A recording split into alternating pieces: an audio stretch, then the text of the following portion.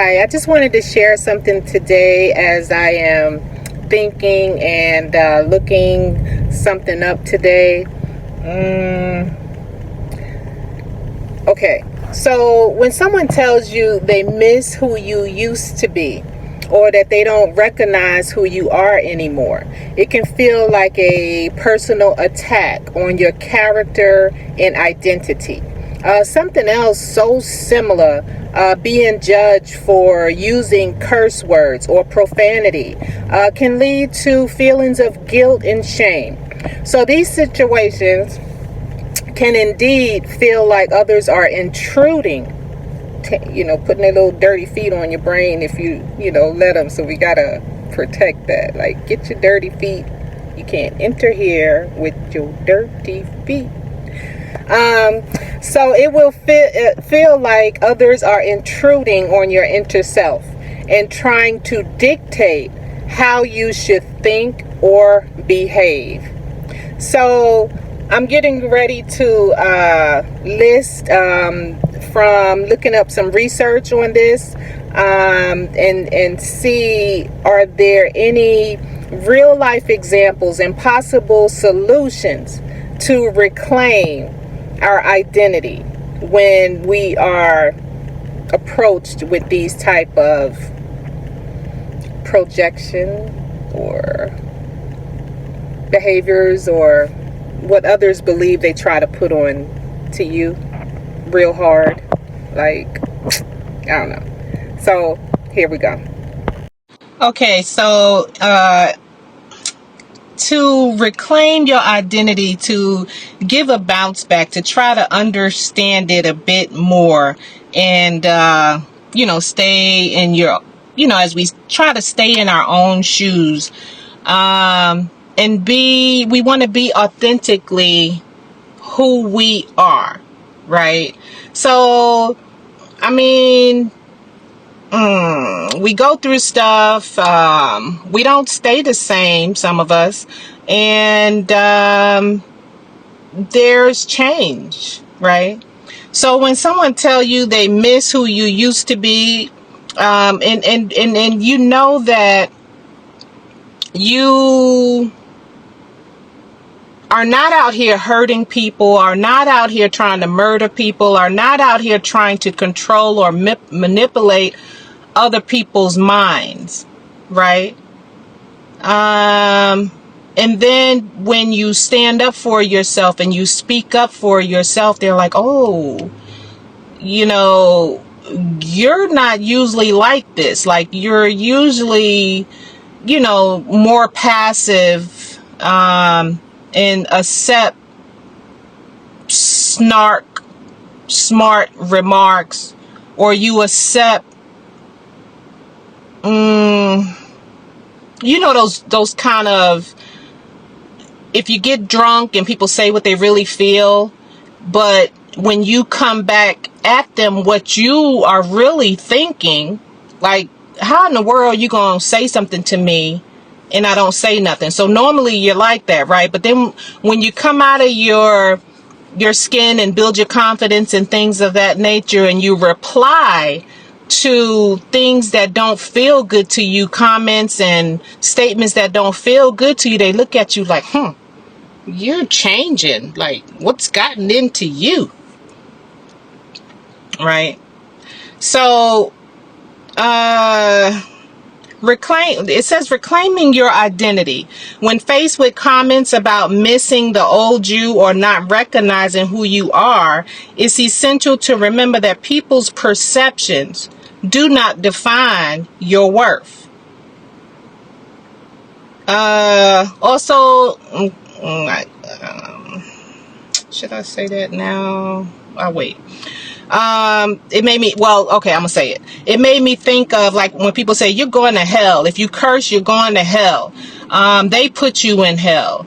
Like I said again, you know your soul, you know your good heart, you know what you do on a daily basis that nobody else know what you do. Whereas you have people that do stuff that they can only do in the dark, because if they did it in the light, they would have They would have to be held accountable for their actions, right? So to tell someone where they're going, because it's uncomfortable for them to hear you talk in a certain way. They want you to be who they want you to be. That's where I'm trying to go with this. So respond by reaffirming your growth and evolution as a person. That's if you find they are worth your while to explain, because you really don't have to explain. It's on how you feel.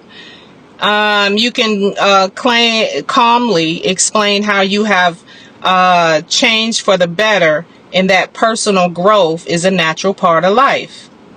You know, that's only if you want to explain. It depends on who the person is to you, and if you feeling guilty or hurt by their comments or saying things, then you can explain to them, this is the deal. Here we go with the setting boundaries again. If someone criticizes you for using curse words or profanity by threatening hellfire or passing judgment, it's crucial to set boundaries. Politely but firmly express that their beliefs do not align with yours and that everyone has their own way of expressing themselves. Emphasize that respect for individual differences is key in any interaction. Now, I remember reading somewhere before that, because I was curious about this before. I do use profanity when I want to. And when you tell me to shut up and stop using profanity, it makes me want to say it even stronger, louder, harder. And so I looked this up, for my own self, because I can't talk about anybody else or any situation without reflecting on myself. And I looked this up, and it was, the history of profanity, why we don't say it in places like the workplace or different things, and why they stop, especially women, from using profanity, saying it's not ladylike, blah, blah, blah. There's a whole research thing behind it. There's if you want to call it scientific facts, I don't know what it is. I'm not educated enough to, and that's not my lane. I'm not qualified to speak on that, but there is information out there about that.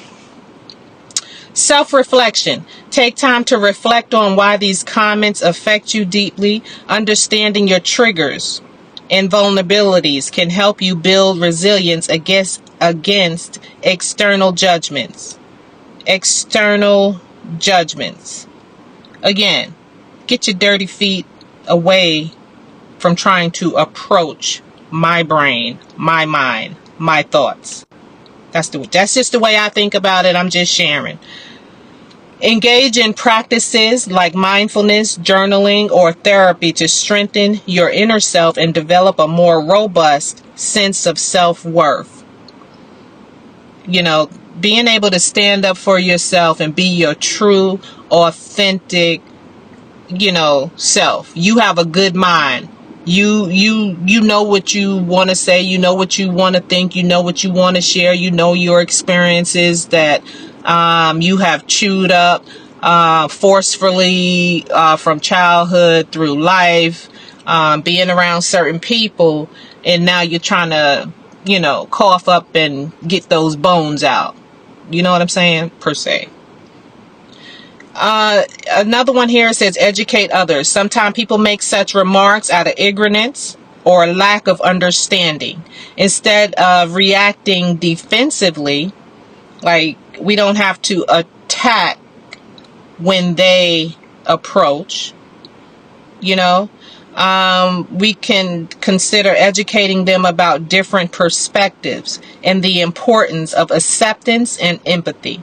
By fostering open dialogue, you may help them broaden their mindsets. What did I think about when I was reading it? Surround yourself with supportive people. Surround yourself with individuals who appreciate and accept you for who you are.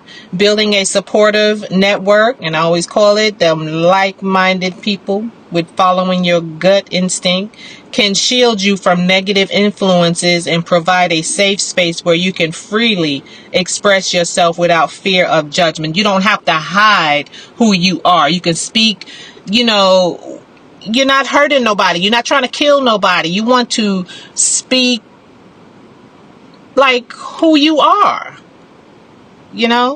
just because it's uncomfortable to you. I should not have to speak the way you think I should. Something like that. So where their identity or choices are questioned without letting external judgments disrupt the inner peace or sense of self-worth. So that statement by Gandhi I've seen recently. Someone reminded me of that, and I love it, love it, love it. I will not let anyone take their dirty feet and, walk around in my head, walk around my mind, walk through your mind with the dirty feet. Get away. Go on somewhere.